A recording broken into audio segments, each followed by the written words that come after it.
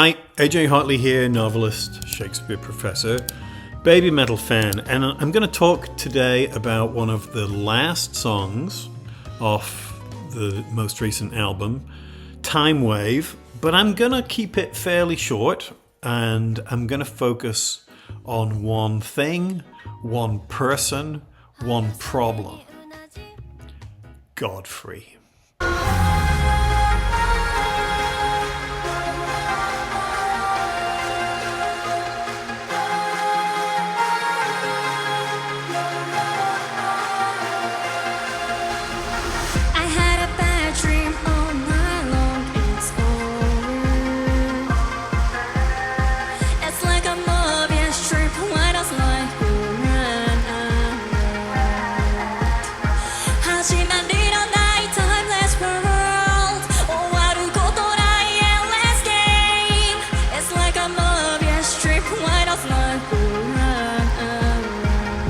So let's get into the lyric real quick. I'm going to be relying on Capable Paramedics translation.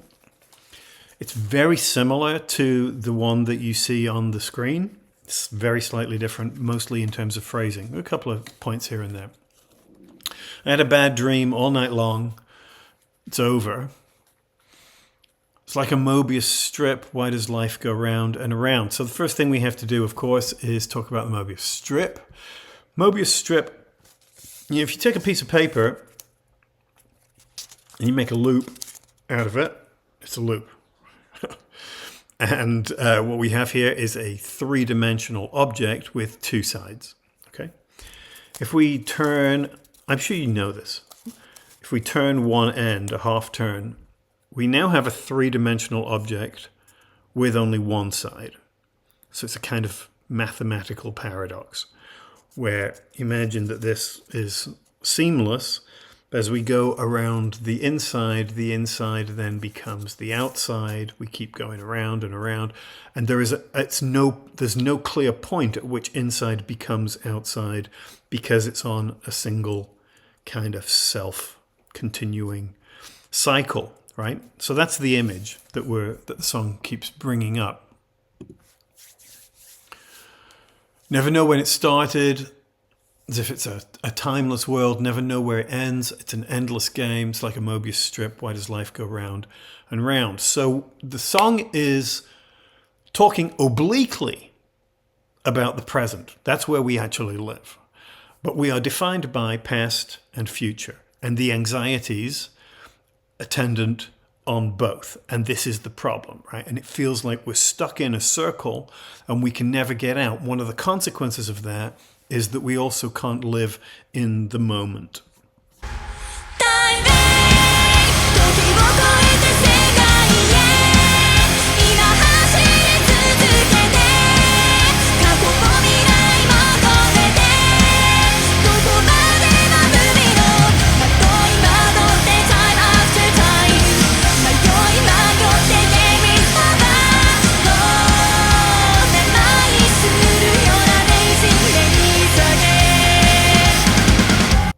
Timewave. I keep running timelessly toward the new world, to the farthest. I'm moving on, transcending past and future. So it sounds like we're doing okay, right? Transcending past and future. I'm all the more puzzled time after time. I get lost again and again, and the game's over. Oh no, it's an amazing maze again, and it makes me dizzy.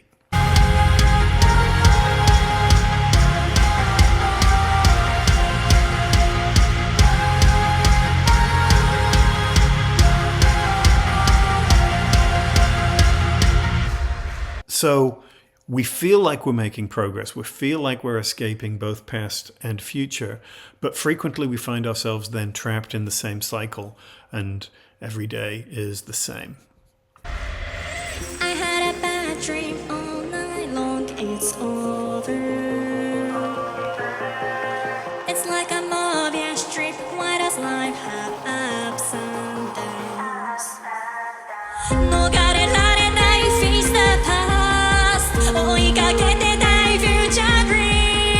It's like a Mobius strip. Why does life have ups and downs?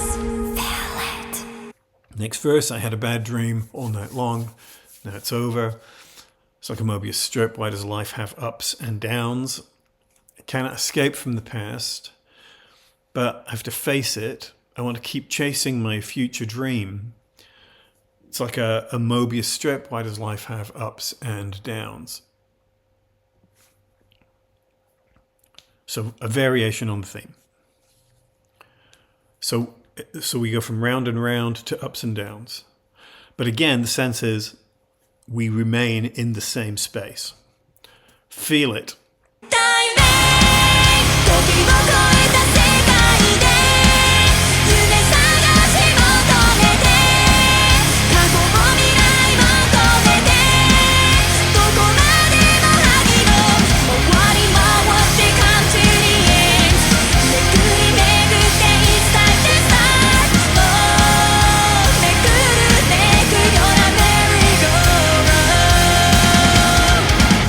Timewave, in the timeless new world, we search for a dream. I'm hanging on, transcending both the past and the future. Or at least I'm trying to, right? Going round and round. At last it came to the end, going back and forth. Again, it's time to start. Oh no, it's almost dazzling merry-go-round. So again, we think we're making progress. We think we are confronting the past and moving on from it. We think we're avoiding stressing about the future and avoiding that, but then we find ourselves trapped in the same cycle. And that ups and down, the image of the merry-go-round is a good one, because not only are you feeling like you're going forward, you also feel like you're going up and down, but you're just doing a circle, you're in place.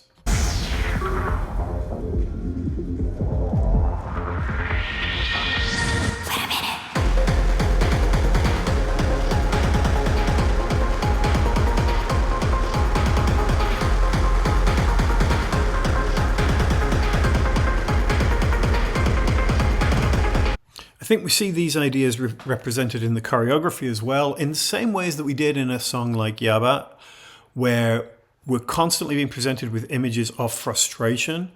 Momoko and Moa are often doing a gesture with the hands where they seem to sort of flip things over, but it's the same thing. The attempt to do something different leads to the same. They're also constantly showing images of being stopped.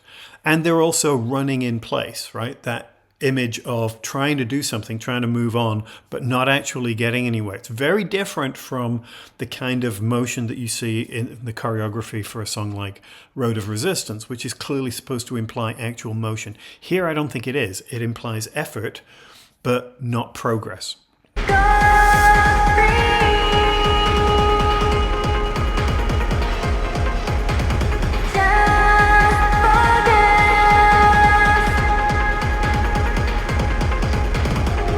Wait a minute.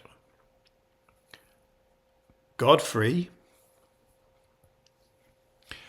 I'm going to come back to that. Just focus. So there's a voice here telling us to do something. Forget Godfrey for a second. Wait a minute. Focus. Feel the god of emotion.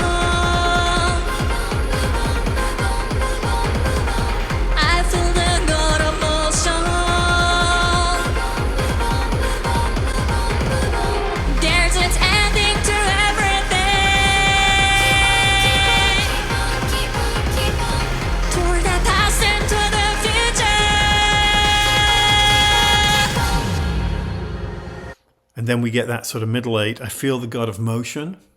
It sounds almost like she's saying emotion, but let's go with what the lyric says for the moment. I feel the god of motion. And then it says, I feel the god of motion. The second time it's clearer. There isn't an ending to everything toward the past and toward the future.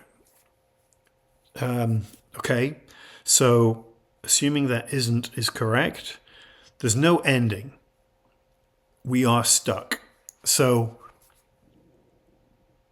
this is the nature of the universe, right? And this is both a human truth, the sense of us being trapped in cycles, We get up every morning and we do a lot of the same stuff that we did yesterday and that we will do tomorrow. But it's also a statement of the nature of the universe, I guess. I'll come back to that in a second.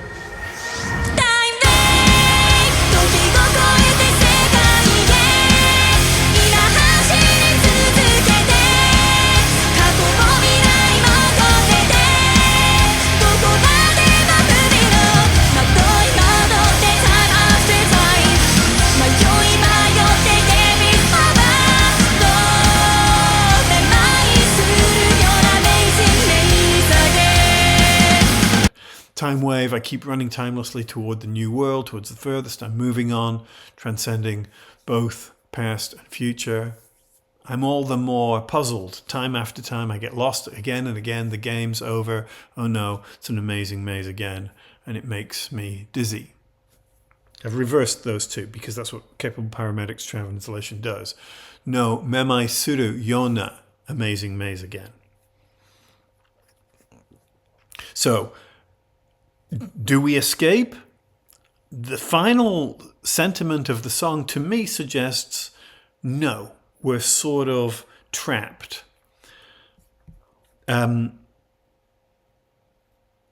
much we want to get past the past and how much we want to avoid stressing about the future or anticipating the future, it's virtually impossible. Or maybe even literally impossible. Experientially, it's very, very difficult.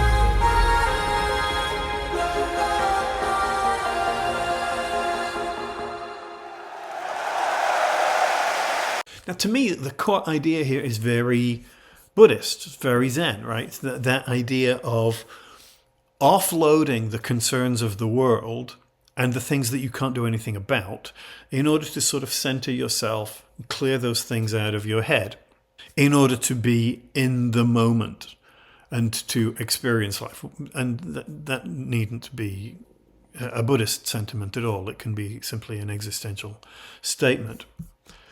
When we're talking about Timewave as a concept, that's also a kind of an idea that floats around in physics and has not just physics, in various fields, including philosophy and spirituality.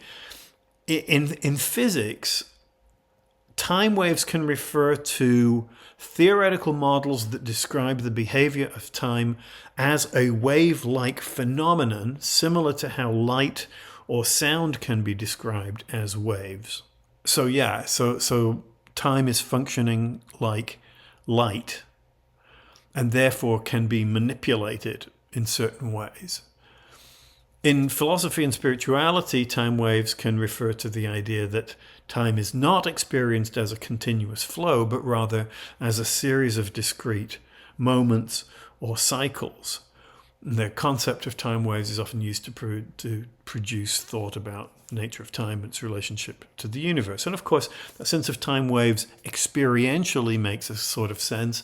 We experience time relatively in both in all possible senses, and we are defined by it, but time is also shaped by our state of mind and by other conditions, whether that's physics in terms of approaching the speed of light, but also simply in terms of the way that time can drag or time can go fast, depending on what we're doing, and so on.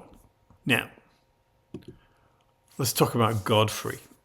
We get the verse, chorus, we get that middle eight, and we get a couple of interjections along the way. Feel it is one of them, which is a very su-metal thing, right?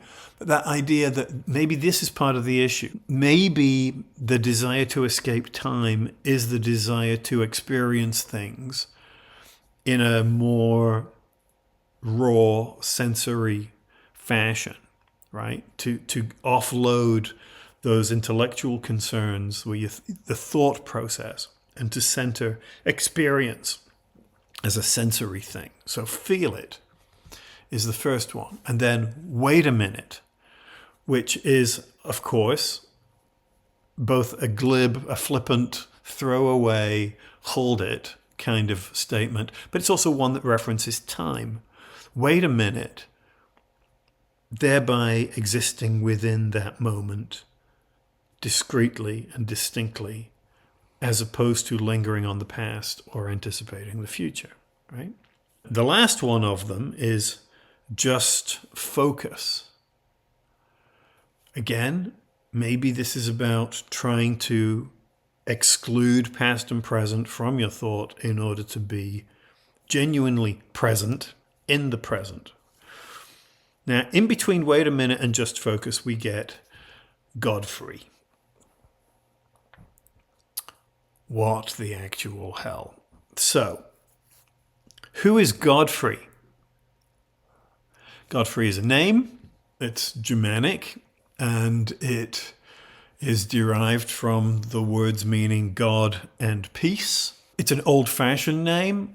I don't know any Godfreys. I don't think I've ever met any Godfreys. Not a 21st century name, even a late 20th century name. I mean, to me, it has a sort of almost vaguely medieval or, a little bit later, but it's not a modern name. In the lyric, we see in the video, it's capitalized, it's presented as a proper noun, but we have no idea who this is.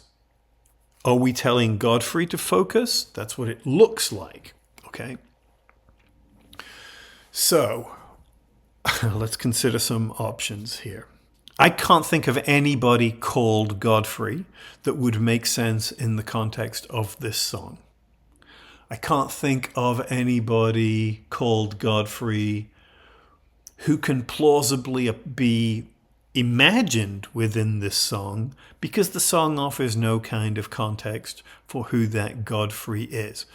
I have asked English speakers, I have asked Japanese speakers, I have asked European language speakers.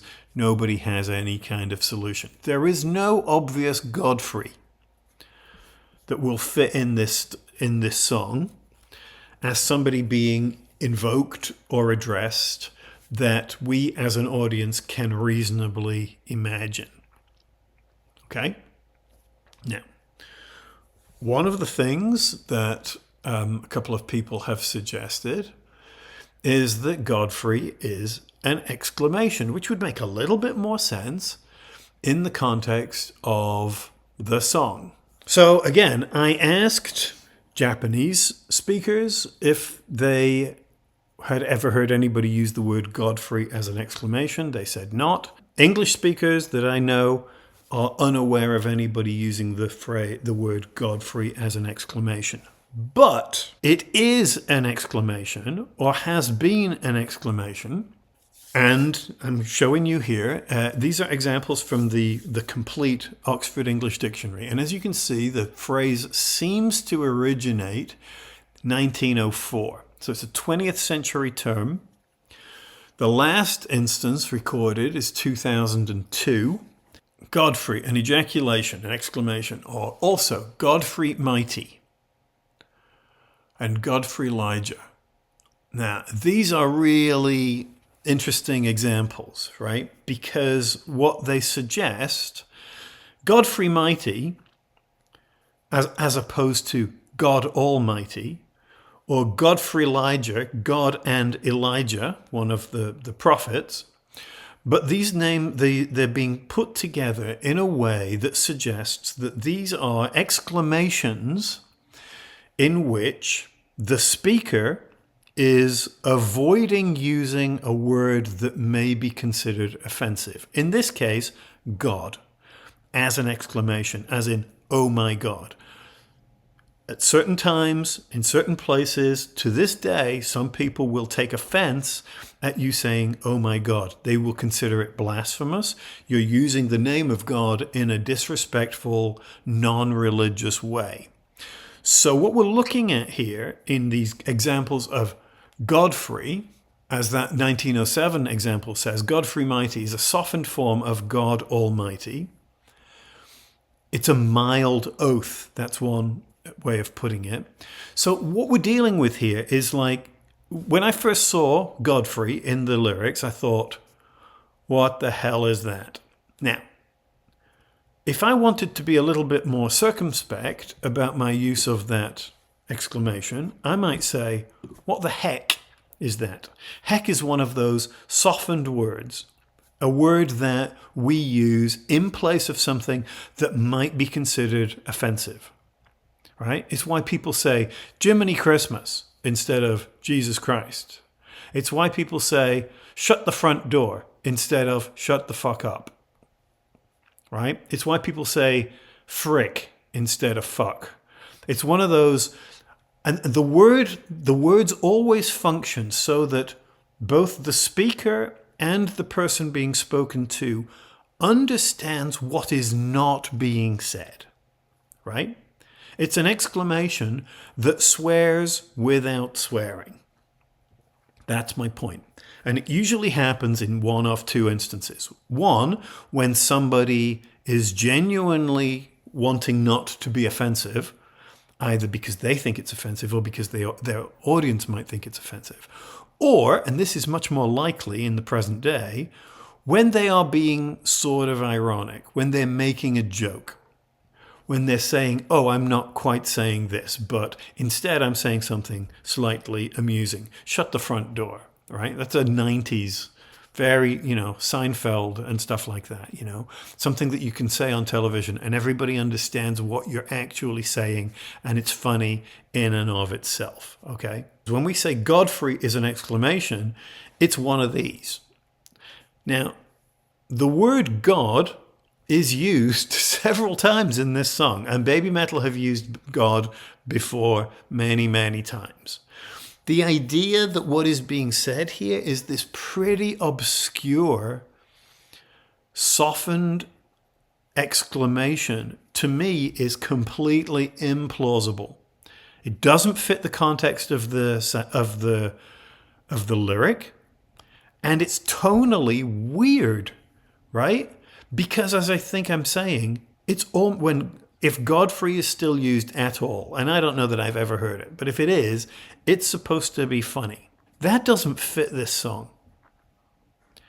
Also, it's not presented here as an exclamation of itself, right? So what is going on? Well, I think that when I first saw the lyrics in the video, I thought, this can't be right. I look up the lyric online, and there it is, Godfrey. The CD that I have does not have lyrics in it, but I was assured that the Japanese editions of the CDs, or at least some of them, did have a lyric sheet with them, and I asked friends of mine to consult the lyric sheet, and sure enough, there is Godfrey. So if it's a mistake that has become official, which I don't think I've ever seen before in BABYMETAL, because I am going to argue that it is a mistake, right? And I think actually you can hear it.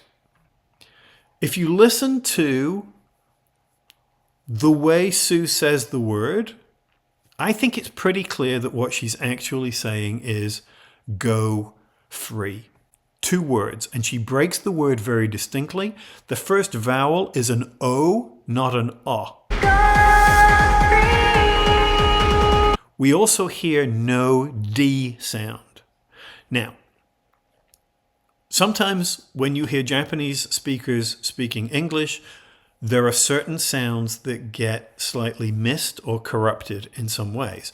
One of the things that is quite hard for Japanese people to do if they are relatively new to English is pronouncing final consonants except N, right? Because it's possible to end Japanese words with an N sound. But practically all other Japanese words are going to end with a vowel, right? A, I, U, E, O, Kaki, Ku, Ke, Ko, all that sort of stuff. So it's why when a Japanese person says God, they're often going to sound like they're saying Goddo. Now, in order to try and mitigate that, sometimes you hear Japanese speakers, particularly singers, dial back the final consonant so much that it almost disappears. Partly because if you say goddo, then you've got a two-syllable word. It messes with the scansion and it sounds odd to English speakers. So if you try to avoid that, you might dial it back to such an extent that the D itself also disappears. But this is clearly not what is going on here. Because later in the song, in the same song, we hear Sue refer to God. Feel the God of emotion. When she's talking about the God of motion and she says God, you hear the D and you hear that flatter open vowel. Oh, God. I feel the God of motion. As opposed to go free.